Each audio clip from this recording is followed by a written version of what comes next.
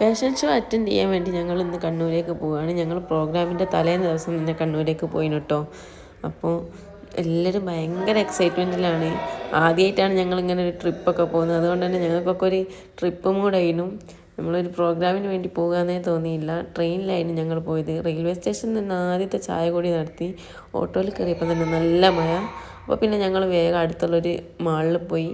ഒരു ചെറിയ മാളാണ് capital mall. അവിടെ കയറി കഴിഞ്ഞ് കുറച്ച് നേരം കറങ്ങി നടന്ന് അവിടുന്ന് പിന്നെ റൂമിലേക്ക് പോയി. റൂമിൽ കയറി ബാഗൊക്കെ വെച്ച് ഒന്ന് ഫ്രഷായി കഴിഞ്ഞ് ഞങ്ങളെല്ലാവരും പുറത്തേക്ക് ഇറങ്ങി ഫുഡ് കഴിക്കാൻ വേണ്ടിയിട്ട്. ഫുഡ് കഴിക്കാൻ അവിടെ അടുത്തുള്ള ഒരു ഹോട്ടലിൽ തന്നെയാണ് കയറിയത്. ഓരോരുത്തർക്ക് ഇഷ്ടമുള്ളതൊക്കെ ഓർഡർ ചെയ്ത് എല്ലാവരും കഴിച്ച്. സത്യം പറഞ്ഞാൽ ആർക്കും ഫുഡൊന്നും അത്ര ഇഷ്ടമായില്ല. എന്നാലും എല്ലാവരും വിശപ്പുള്ളതിനെ കൊണ്ട് അത്യാവശ്യം ഫുഡൊക്കെ കഴിച്ച്. പിന്നെ ഫുഡ് കഴിച്ചതിൻ്റെ ഉഷാറിൽ എല്ലാവരും റൂമിലേക്ക് നടന്ന്. റൂമിലെത്തിയാലും പിന്നെ കുറേ നേരം സംസാരിച്ചൊക്കെ ഇരുന്ന് കുറേ കഴിഞ്ഞിട്ടാണ് ഞങ്ങൾ ഉറങ്ങിയത്. സത്യം പറഞ്ഞാൽ ഉറക്കമൊന്നും കിട്ടിയില്ല. പിറ്റേന്ന് രാവിലെ തന്നെ ഞങ്ങളെല്ലാവരും റെഡിയായി ഹാളിലേക്ക് പോവുകയാണ്. നേരത്തെ ചെന്നാലേ സീറ്റൊക്കെ കിട്ടുള്ളൂ എന്ന് പറഞ്ഞതിനെ കൊണ്ട് എല്ലാവരും നേരത്തെ തന്നെ റെഡിയായി ഒരു ഹോട്ടലിൽ കയറി ഒരു ബ്രേക്ക്ഫാസ്റ്റ് കഴിച്ച് ഞങ്ങൾ പ്രോഗ്രാമുള്ള ഹാളിലെത്തി. ദിനേശ് ഓഡിറ്റോറിയത്തിൽ വെച്ചിട്ടായിരുന്നു പരിപാടി കണ്ണൂരുള്ള.